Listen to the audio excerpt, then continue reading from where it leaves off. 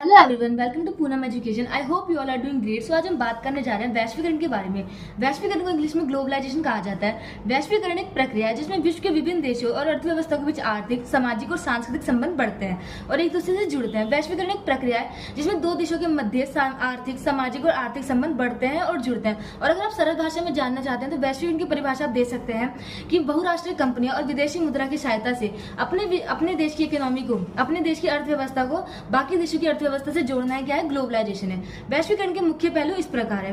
व्यापार, देशों के बीच व्यापार बढ़ता है, वस्तुओं और सेवाओं का आदान प्रदान होता है। जब दो देशों के बीच व्यापार होता है तो उनके बीच में क्या होता है? वस्तुओं का आदान प्रदान बढ़ता है और साथ ही साथ हमें विदेशी मुद्रा का भी, सेवाओं का भी आदान प्रदान बढ़ता है। निवेश, विदेशी निवेश बढ़ता है और कंपनियां दूसरे देशों में निवेश करती है। इसमें निवेश बढ़ता है और कंपनियां दूसरे देशों में भी निवेश करती है। इसके लिए जो भारत है या अन्य देश है वो क्या करते हैं? सीज यानी कि स्पेशल इकोनॉमिक जोन्स का भी निर्माण करते हैं। प्रौद्योगिकी के विकास से संचार और परिवहन में सुधार करती है। जो प्रौद्योगिकी उससे क्या हमें विकास, इलेक्ट्रॉनिक और संचार की क्या नई नई तकनीकें मिलती है और जो उसमें क्या हम सुधार कर पाते हैं। आई होप ये वीडियो आपके लिए बहुत ज्यादा यूजफुल होगा। Thank you so much.